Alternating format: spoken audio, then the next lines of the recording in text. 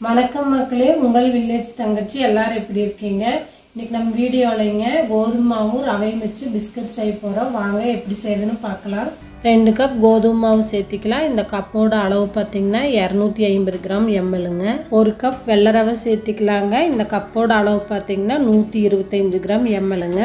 2 spoon நெய் சேர்த்திக்கலாங்க. உங்களுக்கு நெய் வாசம் பிடிக்கலனா வாசம் இல்லாத எந்த ஆயில் வேணாலும் சேர்த்திக்கலாங்க. இது கூடயே 1/2 ஸ்பூன் பேக்கிங் பவுடர் சேர்த்திக்கலாம். 1/4 ஸ்பூன் பேக்கிங் சோடா சேர்த்திக்கலாம். கோதுமை மாவை நல்லா கலக்கி விட்டுக்கலாங்க. 2 கப் கோதுமை மாவுக்கு அதே கப்லங்க 1 கப் சர்க்கரை எடுத்துருக்கேன். வாசனைக்கு 3 ஏலக்காய் எடுத்துருக்குறேங்க. இது நைஸாக பவுட்ரு பண்ணி எடுத்துக்கலாம். சர்க்கரையை நல்லா பவுட்ரு பண்ணி எடுத்து வந்தாச்சுங்க. இது மாவு கூட சேர்த்திக்கலாம். மாவு வந்து நல்லா கலக்கி விட்டு பிசைங்கிக்கலாங்க. இது கூடயே கொஞ்சம் கொஞ்சமாக தண்ணி ஊற்றி நல்லா பிசங்கி எடுத்துக்கலாம். நிறைய தண்ணி சேர்த்திட வேண்டாங்க. சப்பாத்தி பதத்துக்கு மாவை பிணைஞ்சு எடுத்துக்கலாம். பாருங்க, மாவு நல்லா பிணைஞ்செடுத்தாச்சுங்க. சப்பாத்தி பதத்துக்கு மாவு வந்து ரொம்ப வரவரப்பு இல்லைங்க. இந்த அளவுக்கு பிணைஞ்செடுத்துக்கலாம். மாவு தேய்ச்சி எடுத்துக்கலாங்க. மாவு வந்து சப்பாத்தி பதத்துக்கு தேய்க்க வேண்டாங்க. கொஞ்சம் நல்லா தின்னாக தேய்ச்சி எடுத்துக்கலாம். பாருங்க, மாவை ரவுண்டாக இந்த அளவுக்கு தேய்ச்சி விட்டுக்கோங்க. இது மாதிரி ஒரு மூடி எடுத்துக்கோங்க. நம்ம வீட்டில் உள்ள பொருளை வச்சு நம்ம கட் பண்ணி எடுத்துக்கலாங்க. இல்லை கட்டுறங்கூட இருந்தால் அதில் கட் பண்ணி எடுத்துக்கோங்க. பாருங்கள் எவ்வளோ ரவுண்டாக அழகாக வருதுன்னு. ரவையும் கோதுமையும் சேர்த்து செய்கிறனால பேக்கரியில் வாங்குற மாதிரியே இருக்குங்க. குழந்தைகளும் ரொம்ப விருப்பப்பட்டு சாப்பிடுவாங்க. இது வந்து நிறைய எண்ணெய் குடிக்காதுங்க. இது மாதிரி நீங்களும் செஞ்சு பாருங்கள். சைடில் இருக்கிற மாவெல்லாம் எடுத்துக்கலாங்க. பாருங்கள் மாவு எவ்வளோ ஈஸியாக வருதுன்னு.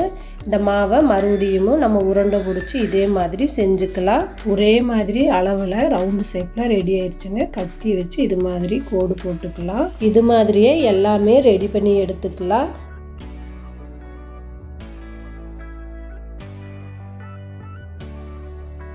கடாயில் எண்ணெய் ஊற்றி வச்சுருக்குறேங்க. அடுப்பை சிம்லேயே வச்சுக்குங்க. பொறுமையாக ஒவ்வொரு பிஸ்கெட்டாக போட்டு எடுங்க. பிஸ்கெட் வந்து ஒரே மாதிரி நல்லா செவந்து வரணுங்க. கருகி போயிடக்கூடாது. அடுப்பை சிம்லேயே வச்சுக்கோங்க. ஒரு சைடு நல்லா செவந்துருச்சு. இப்போ திருப்பி போட்டுக்கலாம். இன்னொரு சைடும் நல்லா செவந்து வந்துருச்சு. இப்போ எடுத்துக்கலாம்.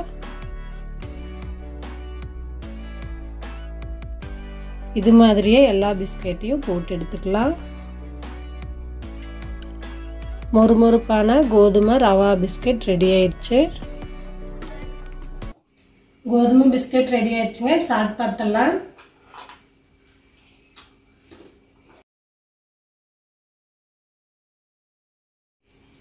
கோதுமை பிஸ்கெட்டுங்க ரவை போட்டு செஞ்சதுனால ரொம்ப டேஸ்ட்டாக இருக்குதுங்க. இது மாதிரி நீங்களும் செஞ்சு பாருங்க. செஞ்சு வச்சு எப்படி இருக்குன்னு சொல்லுங்கள். இந்த வீடியோ உங்களுக்கு பிடிச்சிருக்குன்னு நினைக்கிறேன். லைக் பண்ணுங்கள், ஷேர் பண்ணுங்கள், கமெண்ட் பண்ணுங்கள், சப்ஸ்கிரைப் பண்ணி பக்கத்தில் இருக்கிற பெல் பட்டன் அமுக்குங்க. நன்றி.